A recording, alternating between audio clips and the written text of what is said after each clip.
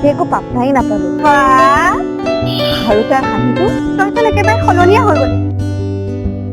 কেনেকুৱা দেখিছ ভাল ভাল হেল্ল' আহা আকৌ আজি কেইটামান কথা ইয়াতে ঠিক কৰি ল'ব লাগিব হ'ব কোৱা প্ৰথম কথাটো হ'ল দ্বিতীয় কথা শপত খোৱা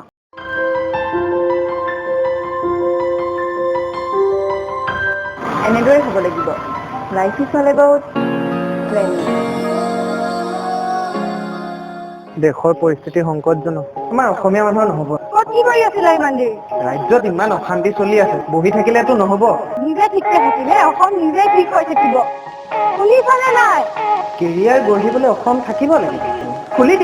দিওঁ ইয়াতে নকৰি কৰিবা কি এতিয়া বেয়া ধুই আছে যোৱা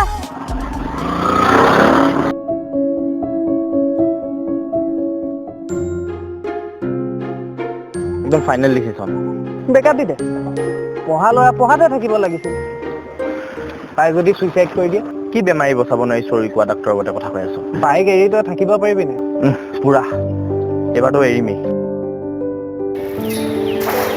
আজিৰ পৰা আমাৰ মাজত একো নাই হ'ল মন গ'লেই থাকিম মন গ'লেই গুচি যাম আৰু মোৰো মাথাটো অলপ ঠাণ্ডা হৈ থাকিব